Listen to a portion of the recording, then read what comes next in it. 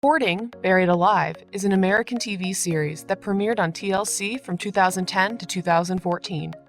The show documents the extremely abject living conditions of people who suffer from different types of hoarding disorders.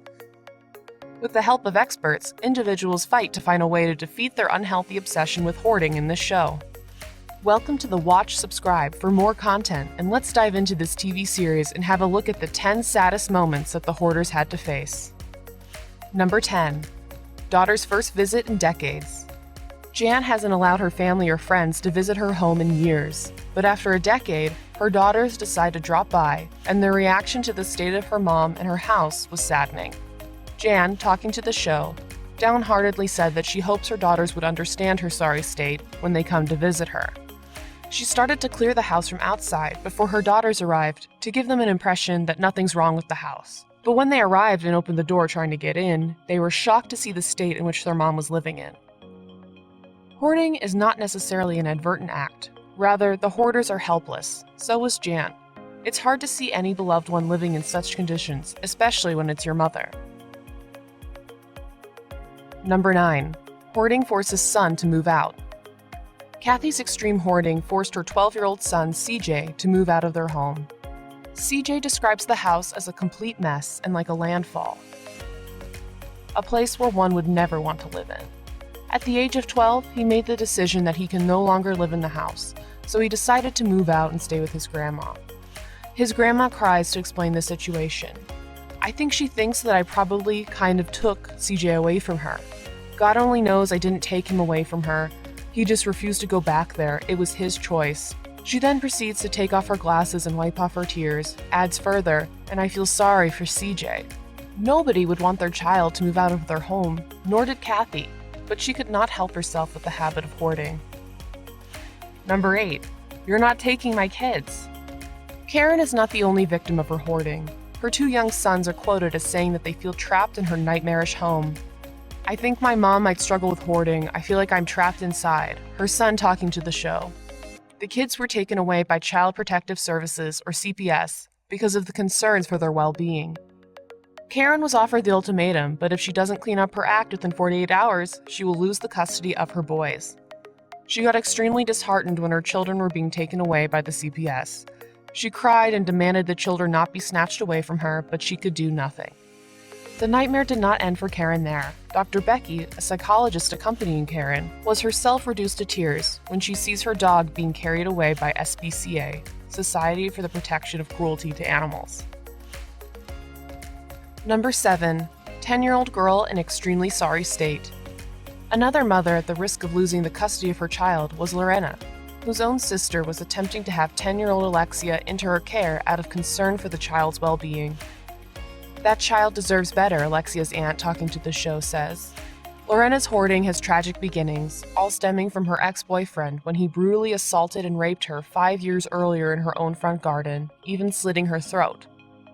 However, Lorena tried to keep her hoards aside and prioritizing her young daughter's safety and quality of life above all else. I probably wouldn't be here if it wasn't for my daughter. She saved me, Lorena talking emotionally. Number 6. Watching parents' home getting torn down. An old-age woman who could even barely stand up using a leg support had her house in a worrisome state because of her hoarding problem. The situation got worse for her when the local officials told her that they would tear down her property for not being up to code. My incessant is keeping things, buying things, she says during the episode. She herself realized the problem, but couldn't do much about it. While investigating, they found the house severely damaged without running water and full of cat feces. One code enforcer couldn't even stand to be in the building without throwing up. The woman's realization that the home her parents built could be condemned was heartbreaking. With the kind of health state she was in, she had no way of saving her parents' house from getting demolished. Number 5. Cat remains found under a heavy pile. Karen's dog was given out to the SPCA, but her cat was nowhere to be seen. Sickeningly, the cat's remains were found trapped underneath a heavy pile where she had perished 2 years earlier.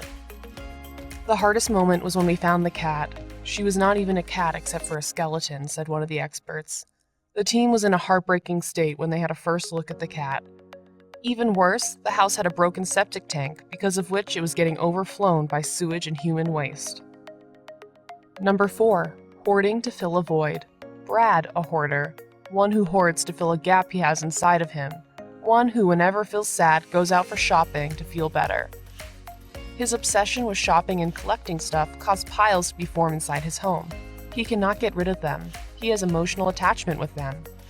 The attendant questions Brad about his state of unhappiness, and how badly would he wanted to have a partner and a few kids.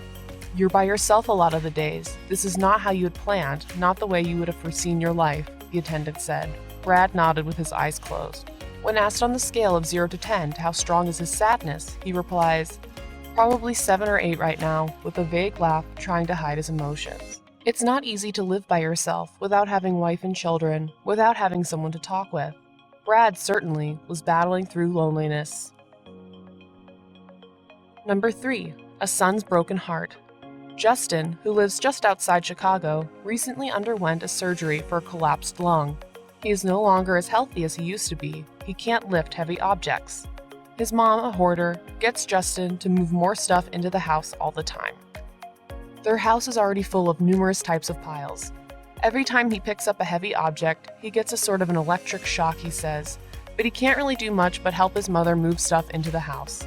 It is heartbreaking for Justin to see his mom giving preference to some useless garbage but not give attention to her children. Number 2. An emotional wall of trash. Janet and Herb have built a wall of trash to cover a cabinet that has toys, pictures, and items that belong to their kid that they lost. The room is filled up with trash bags to cover up, protect in their sense, the cabinet of commemoration of their children. They have built an entire trash wall in front of the cabinet. The emotional attachment of both of them with their child has caused them to be a hoarder. Loss of anyone close to someone is unbearable. It gets even more heartbreaking when it's someone's own child. One can understand the state in which Janet and Herb would be in. Number 1. The house killed her.